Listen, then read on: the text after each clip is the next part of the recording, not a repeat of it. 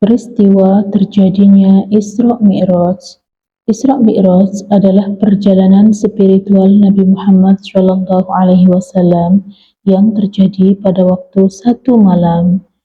Pada waktu itu, Nabi diisrokan oleh Allah Subhanahu wa Ta'ala dari Masjidil Haram menuju Masjidil Aqsa dan dari Masjidil Aqsa menuju langit ketujuh atau Sidratul Muntaha. Peristiwa Isra Mi'raj merupakan salah satu momen yang paling berharga dalam sejarah Islam. Peristiwa ini menjadi titik balik kebangkitan dakwah Nabi Muhammad SAW. Isra Mi'raj terjadi pada tanggal 27 Rajab pada tahun ke-11 kenabian Nabi Muhammad SAW. Peristiwa ini terjadi di Mekah sebelum Nabi hijrah ke Madinah. Pada malam itu diawali dengan Nabi Muhammad yang didatangi oleh malaikat Jibril dan malaikat-malaikat yang lain untuk membawa Nabi Muhammad ke sumur Zam-Zam guna untuk membedah atau mengoperasi dada Nabi Muhammad SAW agar mensucikan hati Nabi dari penyakit hati seperti riya, sombong, iri, dengki, dan lain-lain. Setelah itu, Nabi Muhammad SAW dibawa oleh malaikat Jibril untuk melakukan perjalanan dengan menaiki buraq. Setelah sampai di kebun kurma, Jibril berkata kepada Kanjeng Nabi, "Saya persilahkan Kanjeng Nabi untuk turun dan bersedialah kiranya untuk mengerjakan sholat di tempat ini." Dan selanjutnya Kanjeng Nabi turun dan mengerjakan sholat sunnah 2 rakaat.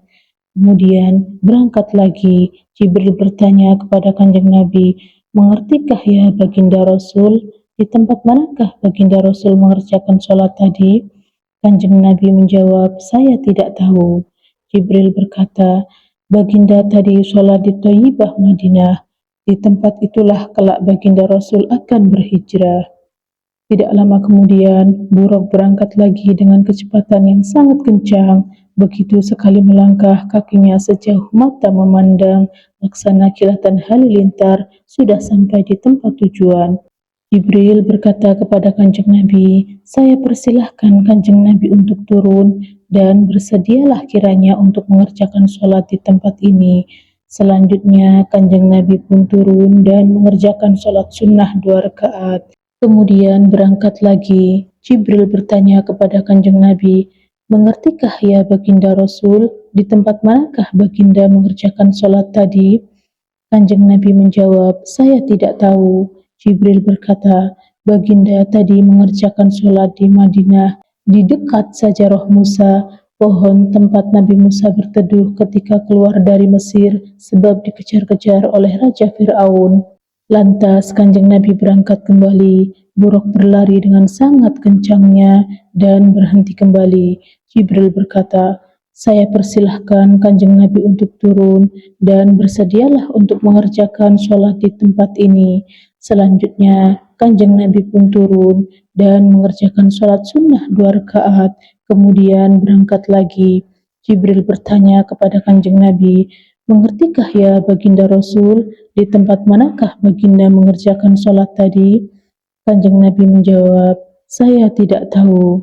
Jibril berkata, "Baginda tadi sholat di Bukit Tursina, tempat munajatnya Nabi Musa alaihi salam dan tempat Nabi Musa alaihi salam beraudiensi dengan Allah Subhanahu wa Ta'ala."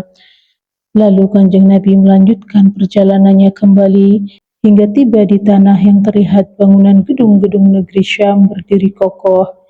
Jibril berkata, "Saya persilahkan Kanjeng Nabi untuk turun dan bersedialah untuk mengerjakan salat sunnah di tempat ini." Selanjutnya Kanjeng Nabi pun turun dan mengerjakan salat sunnah 2 rakaat.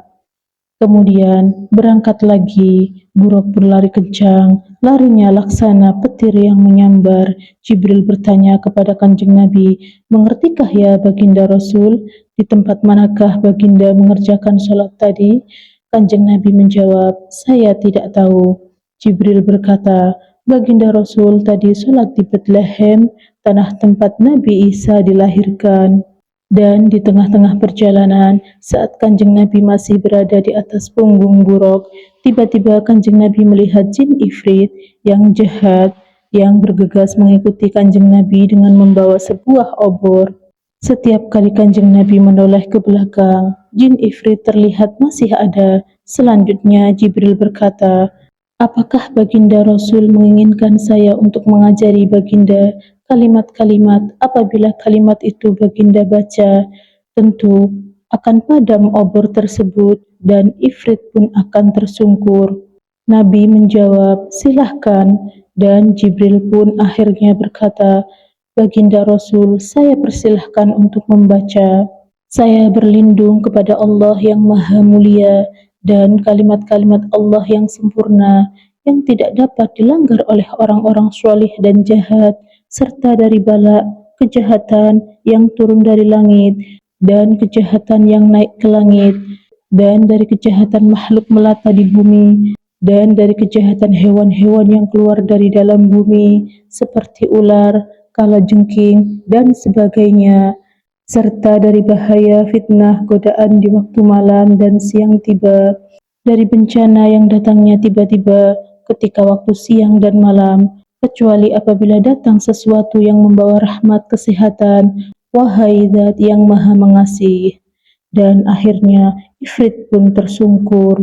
Kemudian Kanjeng Nabi melanjutkan perjalanannya kembali hingga tiba di umat yang saat itu sedang bercocok tanam. Namun anehnya, tanaman yang baru saja dia tanam dengan seketika bisa dipanen. Setiap kali dipanen, tanaman itu langsung kembali seperti semula. Kanjeng Nabi bertanya kepada malaikat Jibril, "Apa maksudnya ya Jibril?" Jibril menjawab, "Semua itu merupakan contoh dari umat Baginda Rasul yang berjihad fisabilillah. Satu amal soleh akan dapat digandakan pahalanya hingga 700 kebaikan, serta contohnya orang-orang yang suka berinfak, harta, benda, tenaga, dan pikiran guna menyiarkan agama Islam. Semua itu adalah sebagai ganti dari Allah Subhanahu wa Ta'ala." Selanjutnya, Kanjeng Nabi mencium aroma yang sangat harum. Kanjeng Nabi bertanya, "Aroma harum apakah ini Jibril?"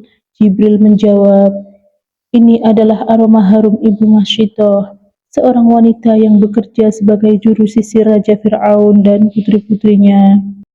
Suatu ketika, Masyitoh menyisir rambut putri rajanya. Tiba-tiba, sisir pun terjatuh. Dengan spontan Ibu Masyitoh bibirnya mengucap dengan menyebut nama Allah, Zat yang Maha Pengasih dan Penyayang, celakalah Fir'aun." Putri Fir'aun mendengar ucapan itu. Dia terkejut dan bertanya, "Apakah kamu mempunyai Tuhan selain Bapak saya?" Masyitoh menjawab, "Ya." Putri Fir'aun bertanya kembali, "Beranikah kamu saya laporkan kepada Bapak saya atas apa yang baru saja kamu ucapkan?" Masyitoh menjawab, "Silahkan." Lantas putri Raja Fir'aun tersebut melaporkan semua perkataan yang telah diucapkan Masyitoh kepada Raja Fir'aun. Selanjutnya Fir'aun memanggil Masyitoh untuk menghadap dan ditanya, "Apakah kamu mempunyai Tuhan selain saya?" Kemudian Masyitoh pun menjawab dengan tegas, "Iya, benar, Tuhan saya dan Tuhan Baginda Raja itu adalah Allah Subhanahu wa Ta'ala." Lalu, singkat cerita, Masyitoh dan keluarganya pun dibunuh oleh Raja Fir'aun dan dikuburkan di satu tempat yang sama.